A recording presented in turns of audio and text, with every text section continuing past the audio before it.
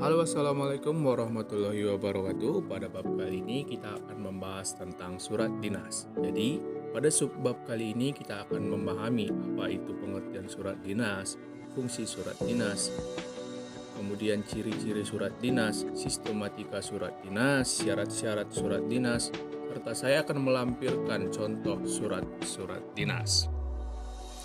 Namun, sebelum masuk pada materi, izinkan saya untuk memperkenalkan diri saya. Perkenalkan, nama saya Amal Rezeki Daputar dengan NIM 72124444009.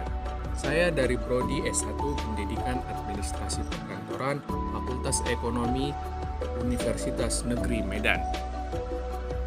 Oke, langsung saja kita masuk ke materi. Yang pertama itu adalah pengertian surat dinas.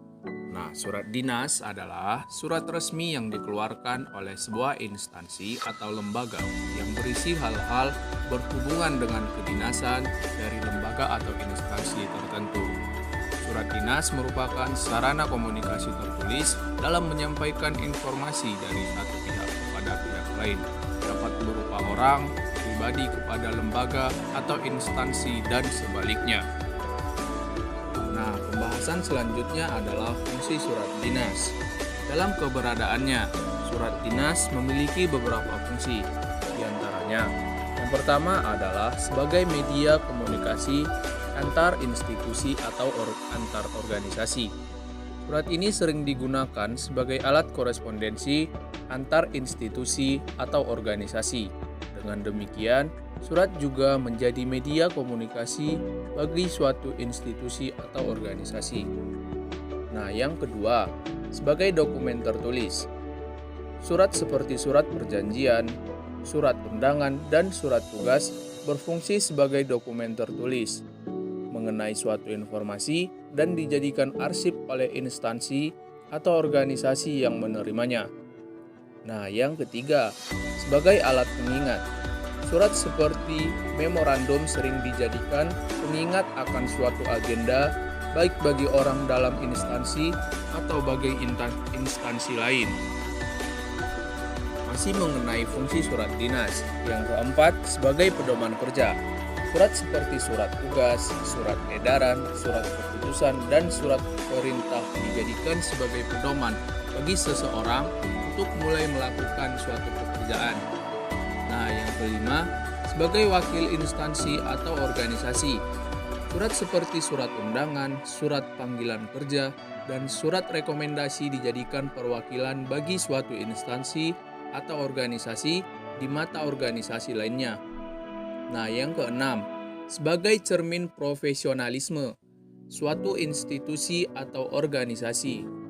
Surat seperti surat pernyataan yang dikeluarkan suatu instansi atau organisasi untuk memberikan pernyataan atau klarifikasi akan suatu hal secara tidak langsung membuktikan profesionalisme instansi atau organisasi tersebut dalam menanggapi suatu permasalahan. Pembahasan selanjutnya yaitu ciri-ciri surat dinas. Surat dinas yang dibentuk dan dibuat memiliki ciri-ciri sebagai berikut. Yang pertama, menggunakan bahasa baku sesuai dengan kaidah bahasa Indonesia dan ejaan yang disempurnakan atau biasa disingkat EYD. Yang kedua, dilengkapi kop surat yang menyebutkan nama lembaga atau instansi yang mengeluarkan surat resmi tersebut. Yang ketiga, dibuat dengan bahasa yang singkat, padat, dan efektif, serta mudah dipahami konteksnya. Yang keempat, tidak menggunakan bahasa implisit, melainkan menggunakan bahasa eksplisit, dan dibuat dalam format tertentu. Implisit di sini artinya yaitu tidak melampirkan tujuannya secara jelas, sedangkan eksplisit adalah melampirkan tujuannya secara jelas. Nah, yang kelima, di dalam surat selalu dicantumkan nomor surat, perihal, tanggal, alamat tujuan, dan lampiran jika tersedia. Yang keenam, surat biasanya dilengkapi dengan stempel atau cap khusus untuk beberapa kondisi tertentu. Yang ketujuh, surat juga dilengkapi dengan bagian salam pembuka dan salam penutup sebagai bentuk kesopanan.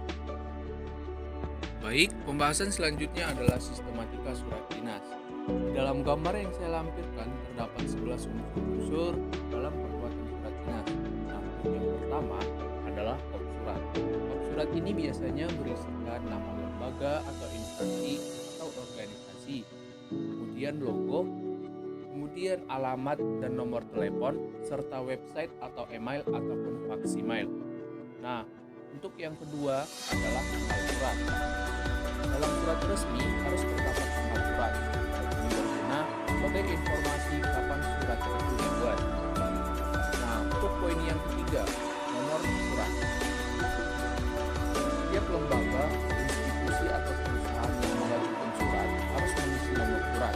Surat ini berfungsi untuk memudahkan melihat berapa banyak surat yang dikeluarkan dalam setahun. Nah, untuk yang keempat, terdapat lampiran. Saya gabung 6 hal. Lampiran atau hal, terkadang lampiran juga ditambahkan ke surat resmi seperti dokumen yang mendukung isi surat. Nah, untuk poin yang keenam adalah alamat tujuan. Alamat yang diberikan dalam surat resmi berisi alamat tujuan yang lengkap sehingga mempermudah dalam proses pengiriman.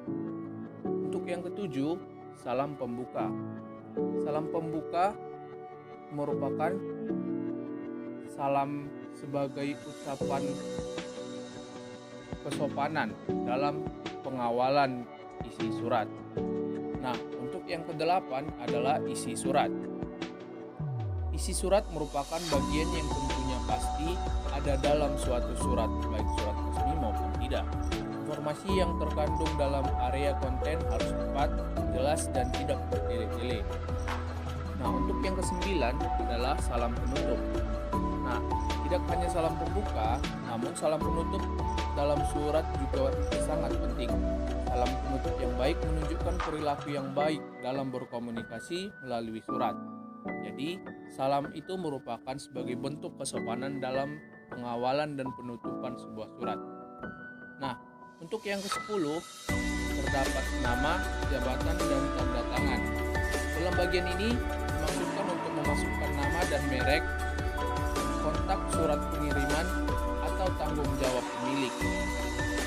Merupakan tanda atau kode pengenal yang berupa singkatan nama, konsep surat, dan pengetik surat. Nah, untuk yang ke-11 terdapat tembusan.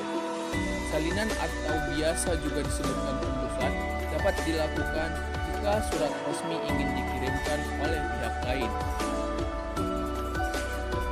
Baik, untuk pembahasan selanjutnya yaitu syarat-syarat surat dinas. Setiap surat tentunya memiliki syarat-syarat dalam penulisannya, terutama surat resmi seperti surat dinas ini. Agar Anda tidak salah, berikut ini syarat-syarat penulisan sebuah surat dinas. Yang pertama, format surat dinas harus dibuat sesuai dengan standar surat resmi dengan format yang teratur. Nah, yang kedua, isi yang dimuat dalam surat dinas harus dibuat dengan singkat, padat, dan jelas. Untuk yang ketiga, bahasa yang digunakan dalam surat dinas adalah bahasa baku, sopan, dan mudah dimengerti. Dan yang keempat, surat dinas harus memberikan citra yang sesuai dengan lembaga atau instansi yang mengeluarkannya.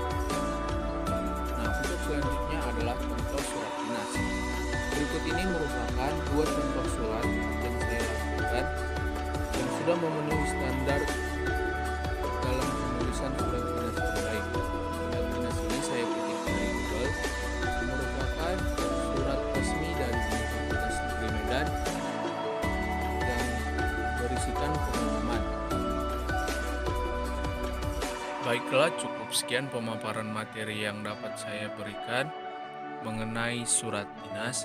Jika ada perkataan saya yang salah, saya mohon maaf, dan kepada Allah saya mohon ampun. Dan semoga video ini berguna bagi penonton dan dapat menuliskan surat resmi dengan baik. Terima kasih dan assalamualaikum warahmatullahi wabarakatuh.